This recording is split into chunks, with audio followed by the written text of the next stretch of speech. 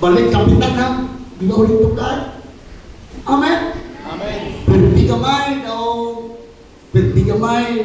daw diferensya gamay, logi ka gamay. Praise the Lord yapon. Amen.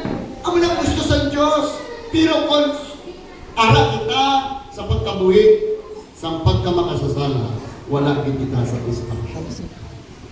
Misfortune, ano mo siningon?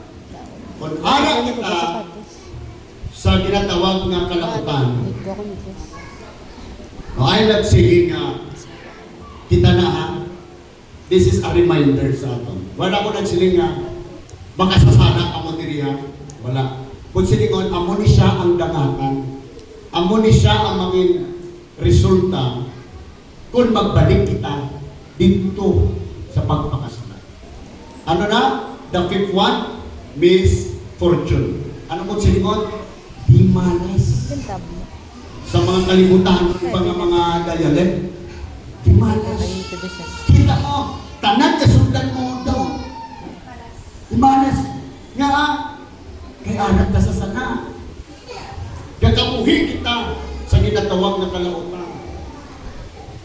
So, ang resulta, puro na lang, di malas.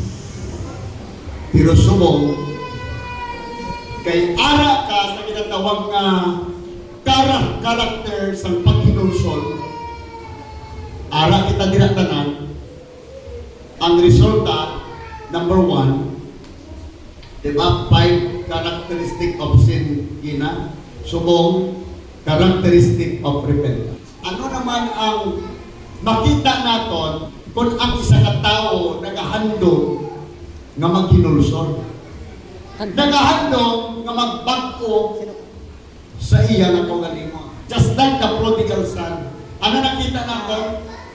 One of the characteristic of repentance nga makita natin sa prodigal son, sa verse 17, ang hambal niya dira, in other word, realization. Ang tao kung hindi ka analisan, kung ang tao hindi ka bugtaw, wala dyan siya magbago. Pero kung ma-analyze niya, sana ginihimo ko, hindi ginichakto ginihimo ko. Na-analyze niya, pero kung hindi pa mag-apod sa punto nga, ma-analyze niya, ginahimo niya, putod, daw, budlay pa sa iya ang pagbago. Inabala, daw hindi niya pa mahatagan sa tinatawag na kaimportantihan ang pagbago. Or, wala din nakita siya ng kaugalingon nga iya ginahimong sana kani.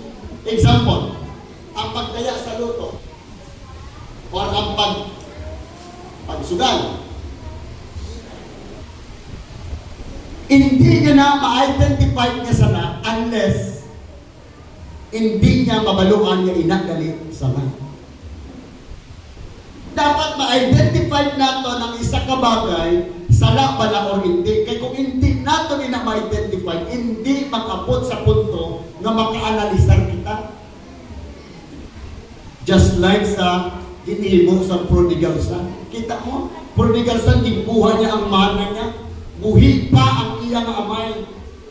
Pero gikuha niya na ang iyang mana. Sakit sa bilang ginikanan.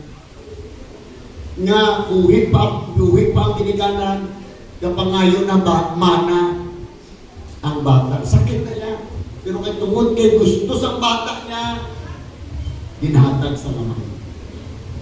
Pero dito siya sa lugar na ara ang pag-antos, ara ang ginatawag na famine, tikuluto, ara nang abot ang problema, dito nakapangunahuna